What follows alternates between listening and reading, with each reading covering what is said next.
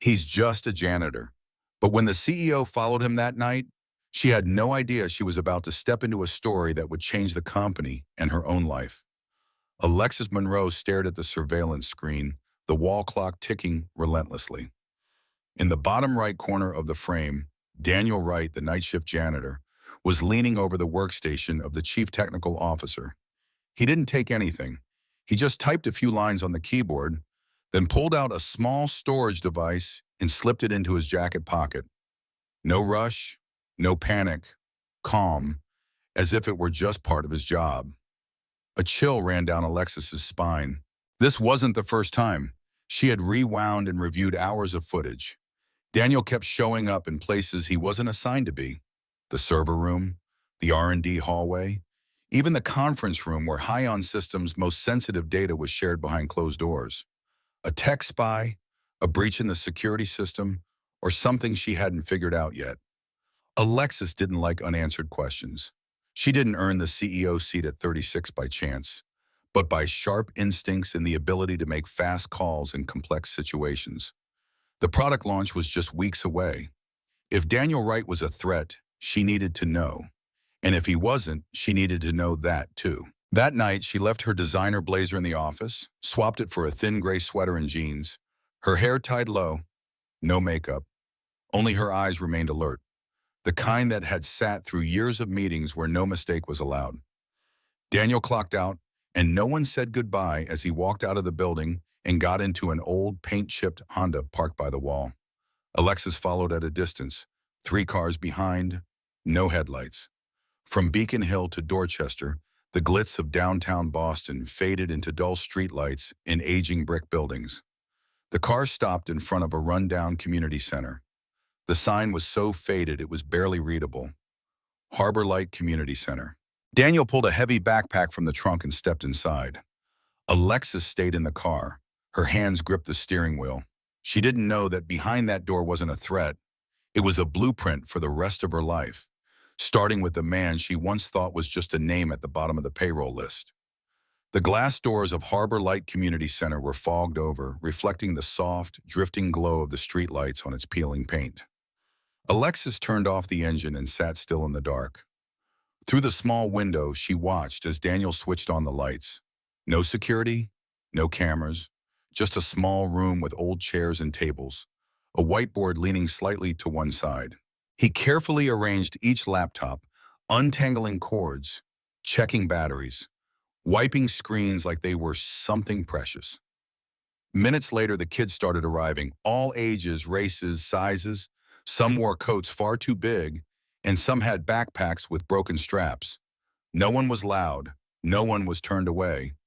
Daniel greeted each one by name, pointed them to a seat, and placed a gentle hand on the shoulder of a child who was shivering from the cold. Alexis stayed behind the glass, her heartbeat slowing. Daniel stood in front of the whiteboard, marker in hand. Remember what we learned about optimization algorithms? His voice was warm, steady, no longer the quiet echo of a janitor in an empty hallway.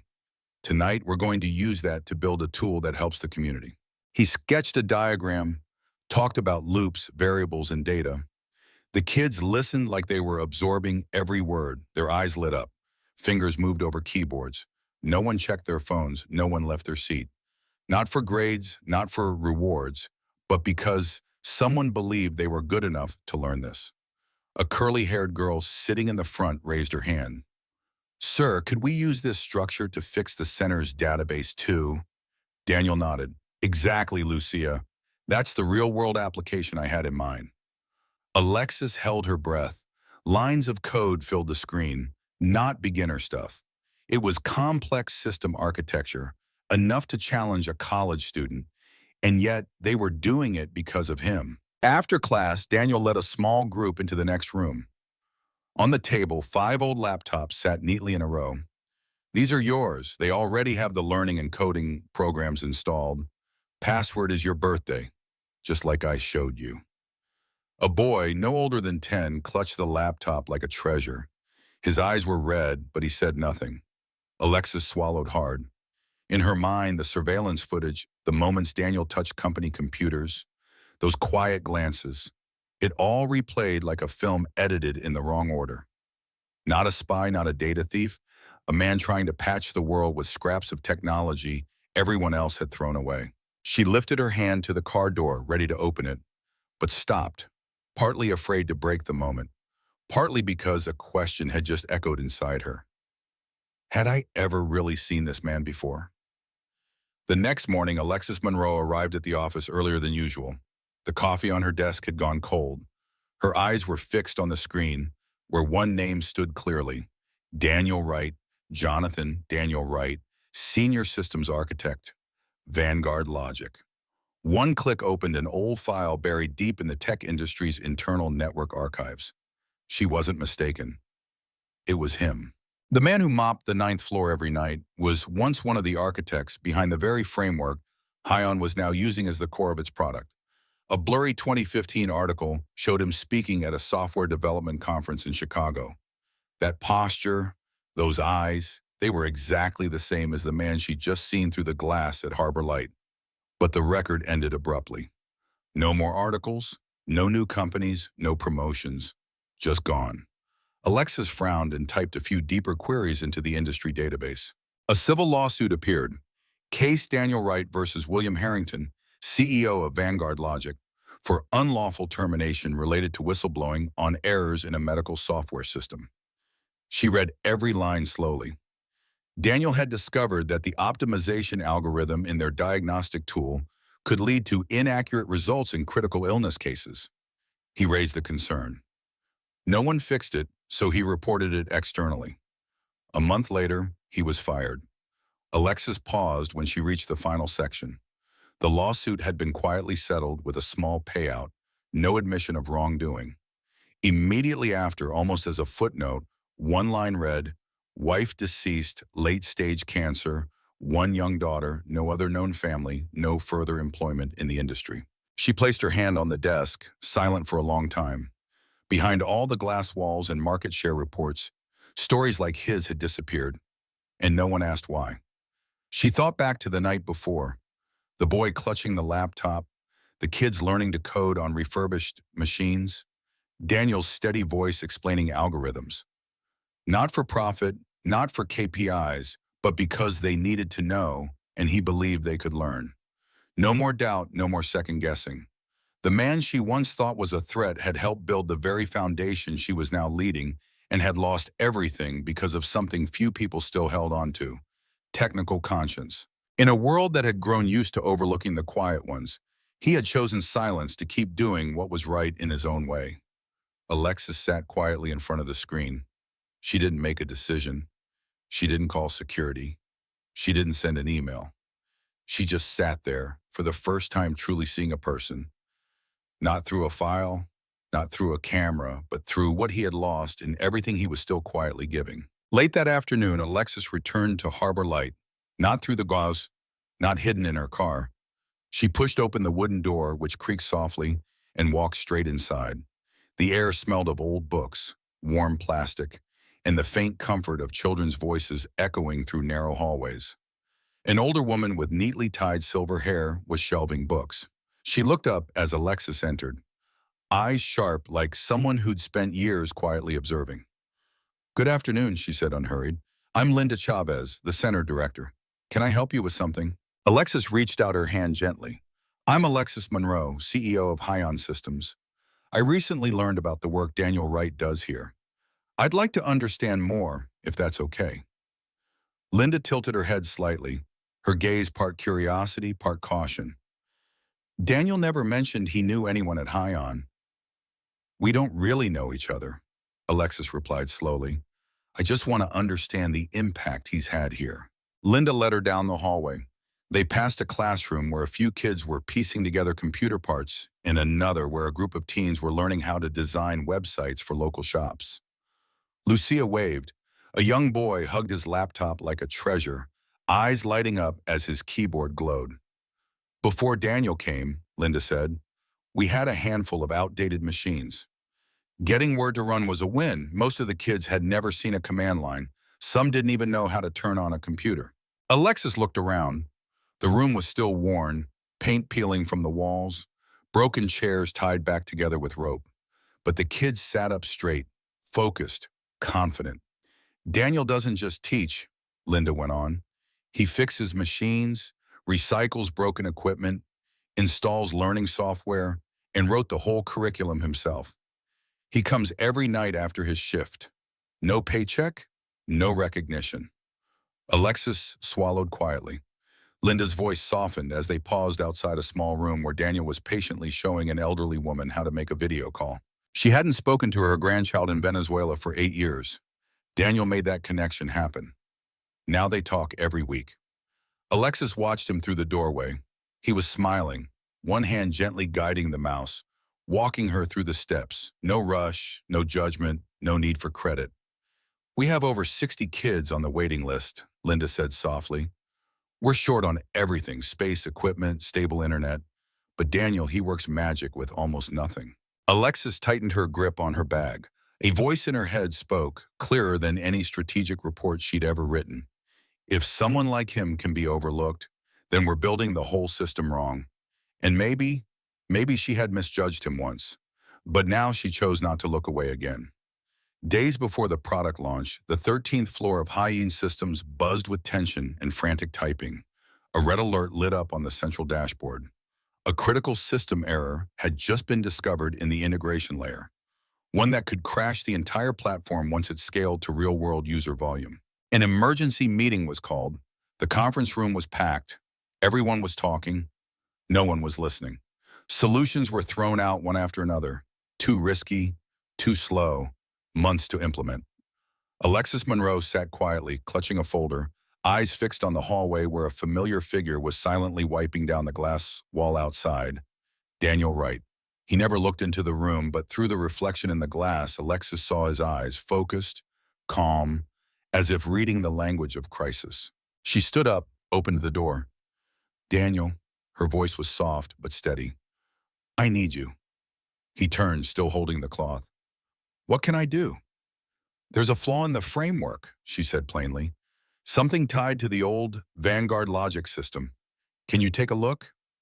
Daniel was quiet for a single breath, then nodded. "If you'll allow me." In Alexis's private office, the screen showed an endless stream of error code. Daniel sat down. His hands hovered briefly over the keyboard. Then he began to type. Within minutes, the energy in the room shifted. His posture moved from cautious to assured. His eyes sharpened. The lines of code unfolded like a map he'd once drawn from memory. "It's not in the integration layer," he said, voice steady. "The issue is in the original memory allocation module. Once user traffic exceeds a threshold, it leaks, bringing down the entire application stack." Alexis didn't ask how he knew. She already knew. "Can you fix it if I give you full access to the source code and a team that listens?" She nodded. "Come with me." As they entered the meeting room, the technical leads fell silent.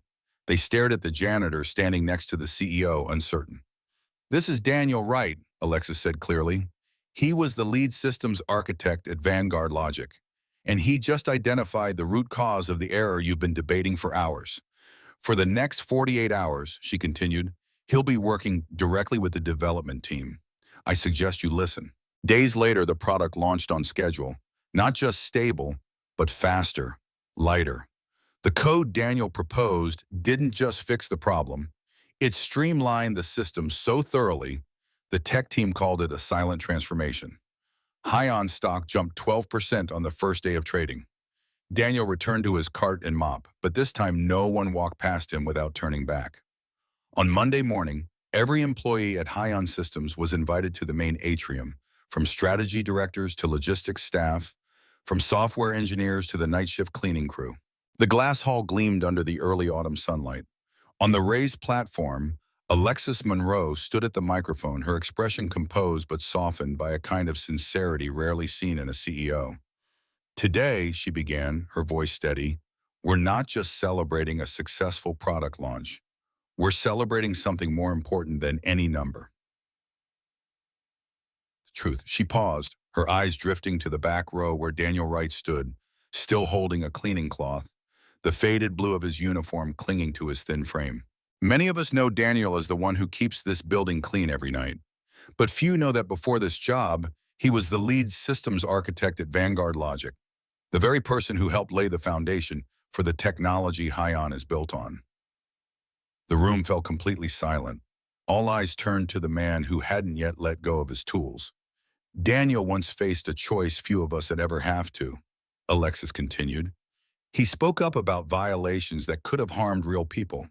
He was fired, shut out of the industry, and while we walked past him every day, he quietly kept doing the right thing. She stepped down from the stage and approached him. On behalf of the company, I'm sorry we didn't see you sooner, and I'd like to invite you back to the role you deserve, head of engineering. A stillness followed. Daniel blinked, then stepped forward just enough for everyone to hear him clearly. That's a generous offer, he said slowly. I'm grateful, but I have to decline. The quiet murmurs in the room faded away. Yes, I lost a career, he said, but in doing so I found something else, meaning at Harbor Light. I see kids who never dreamed of touching a keyboard now building apps for their communities. I can't walk away from them. His voice wasn't loud, but it was steady, a quiet kind of confidence that didn't need to be performed. Alexis nodded, not disappointed but understanding. She turned back to the room. Then we'll do something different, she said. Hion will launch a community tech initiative with Harbor Light as our lead partner, and if Daniel agrees, he will lead it this time. The entire atrium erupted in applause. Daniel looked at her, and in his eyes that had stayed cautious for years, something new began to shine. I accept, he said, but only if the goal isn't prestige, but the kids still waiting for a chance outside these glass walls. Alexis smiled. Then let's begin again, where we should have started all along. A week after the all-company meeting, a new sign was hung outside the center. Harbor Technology and Community Initiative in partnership with Hion Systems. White letters on dark wood, simple but solid, just like the man behind it. Daniel Wright was officially named Director of the Community Technology Initiative, a title that sounded big, but to him, it simply meant continuing what he'd always done, teaching. Only now he had real resources, a proper classroom, stable Wi-Fi, and enough equipment for every student. A team of young engineers from Hion volunteered once a week. As for Alexis Monroe, still the CEO, her visits to Harbor Light weren't just for checking project progress anymore. At first, she came with a clipboard and a tight schedule, her questions circling around budgets, outcomes, and expansion plans.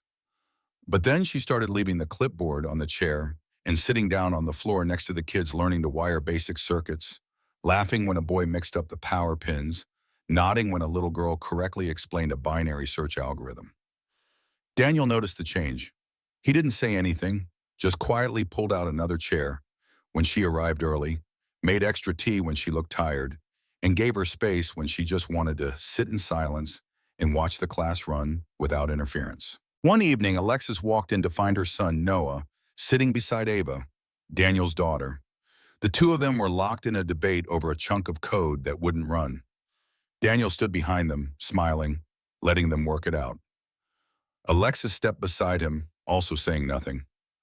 My son's never really cared for anything I do, she said softly. Maybe because Hion products don't have dinosaurs or spaceships, Daniel replied with a quiet smile. She laughed, really laughed, for the first time in that space. Not because of the agenda, not because of success metrics, but simply because it was fun. The program grew quickly. Former students returned as teaching assistants. One earned a full scholarship in tech. Another landed a summer internship at Hun.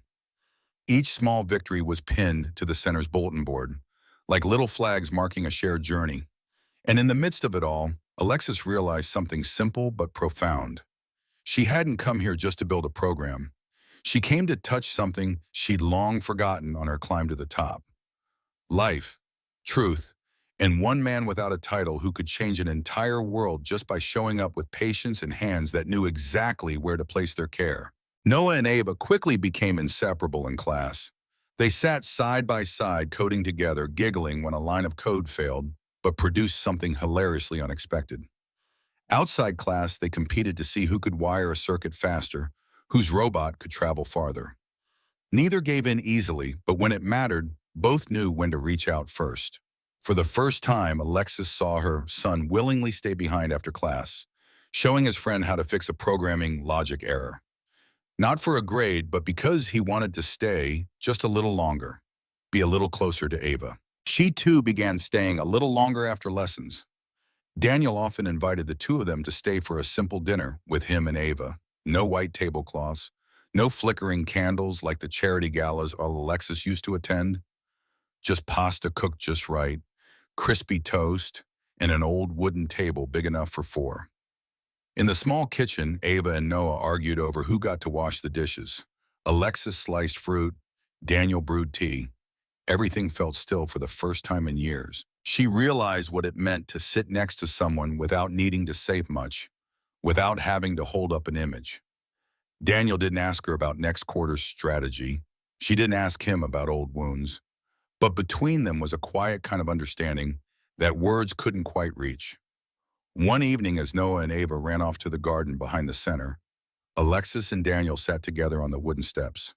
The sunset fell softly across the tiled roofs and the dry trees whispering in the wind. "There was a time," Daniel said quietly, "I thought I'd never feel this again. Family, laughter, a full dinner table." She stayed silent, then answered, "I thought I'd never trust anyone enough to sit still without checking the time." He looked at her, not rushing, not reading her, just looked, like he was seeing her for the first time. Not the CEO, not the person who signed off on budgets, but a mother learning how to sit still again in a world she thought had broken. From evening lessons came shared dinners. From dinners came late nights cleaning up, school trips together, quiet moments watching their kids grow into each other, bit by bit. And somewhere between the clinking of dishes, a question about binary division, and a glance held just long enough, something began to take root. It didn't need a name, it just needed to stay. The December board meeting was held in the glass-walled room on the 25th floor, where Boston drifted in the distance beyond the cold window panes. On the table were quarterly reports, profit charts, and a line of red ink notes. Reevaluate budget for Harbor Light Community Initiative. Alexis Monroe sat still as the first question came from an older shareholder, his voice low and steady. "Are we investing too heavily in a program with no clear return?" A CFO followed up. "The immediate impact isn't measurable. Equipment, staffing, engineer hours. It's all pulling resources away from our core product." Alexis folded her hands in front of her, still gazing out the glass, then turned back. "I understand your concerns," she began, her voice low but firm. "We work in a world that measures everything in numbers, but some values don't show up in spreadsheets, at least not right away." She pressed a button. The large screen behind her lit up with images. Ava and Noah beaming in front of a classroom, a group of students presenting an app designed for the elderly, a boy who once didn't know how to power on a computer, now interning at Hion as a software tester. "Harbor Light isn't just charity," Alexis continued. "It's an investment in overlooked talent, the kind the current system routinely leaves behind."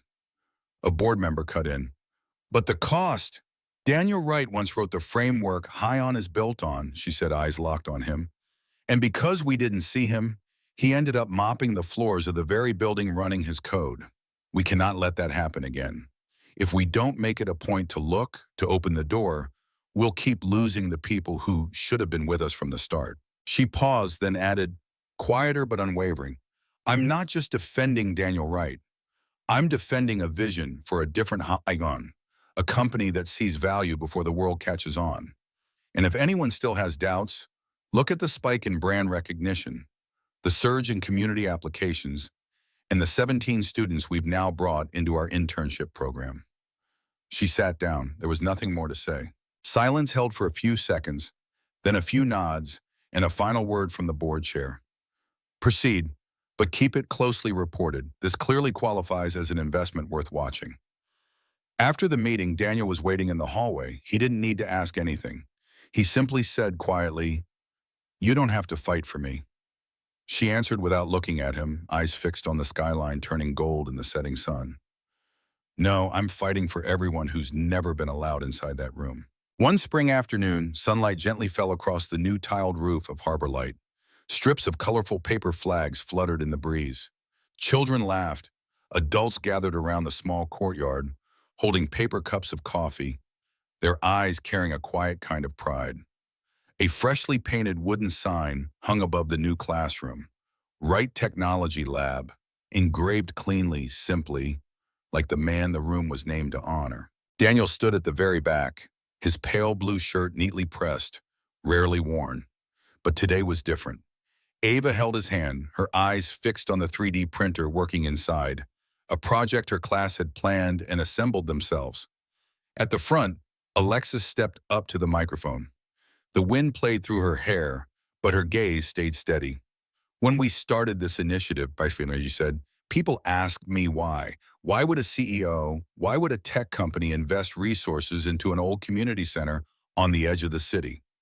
I didn't answer right away because sometimes it takes time to see what really matters. She looked toward the back of the courtyard where Daniel stood quietly in the crowd, as always. Today, the answer is in those eyes lighting up inside that classroom, in the hands that once hesitated, now typing each line of code without fear, and in the people who were once seen as outsiders, now building the very foundation of the future. Applause followed, not loud or dramatic, just enough like a quiet, collective yes. After the ceremony, Alexa stepped down and made her way through the crowd to find Daniel. She spotted him helping Noah adjust a temperature sensor. Ava was beside them, guiding the younger kids on how to connect wires so they wouldn't come loose. All good? She asked softly as Daniel turned to her. He nodded. They're already doing better than we did at their age. She laughed, not the laugh of a triumphant executive, but a soft exhale from someone who had finally found where they belonged. They walked together out into the yard where fresh grass was sprouting after the renovations. Noah and Ava were playing a relay race with new friends. Their laughter rang out like a string pulled exactly to the right note. Daniel gently took Alexis's hand. He didn't ask. He didn't need to. She held his hand back, no longer CEO and employee, no longer executive and someone the industry had once pushed aside. Just two people who had once lost their way, now quietly redefining what it meant to lead. The old building now had a new look. But what truly changed wasn't the bricks or the upgraded equipment. It was the people. It was how a child was called by name, the right way. It was a hand extended not for business cards but in belief. This story doesn't end here because some architectures, like some people, need time to reveal the full beauty of what they're made of. And at Harbor Light, that journey has only just begun. What does it mean to truly see someone, not just their title or role, but the depth of their impact and resilience? In the story of Daniel Wright, a janitor overlooked by a bustling tech company, we witness a powerful lesson. True value lies in the unseen acts of kindness and purpose that shape lives. Daniel, once a brilliant systems architect, was cast aside after whistleblowing on a flawed medical tool, losing his career and wife. Yet he poured his expertise into teaching children at Harbor Light Community Center. His quiet dedication, refurbishing laptops, crafting curriculums, empowering kids to dream, reveals that worth isn't measured by status, but by the lives we touch. Alexis Monroe, the CEO who initially suspected him, learned this when she followed him, expecting deceit but finding inspiration. Her transformation from skepticism to advocacy shows that recognizing someone's truth can reshape not just their path, but our own. This story stirs a deep ache for those dismissed, yet it sparks hope that one moment of seeing can change everything. It challenges us. Who have we overlooked, and how might their hidden brilliance light up our world if we pause to notice? If this story moved you, share in the comments a time when someone's unseen kindness changed your perspective. Let's celebrate those quiet heroes. And if you believe in stories of second chances and human connection, hit that like button and subscribe to join us for more tales that remind us to look deeper. Your support fuels these journeys, so stay with us, and let's keep believing in the power of truly seeing one another.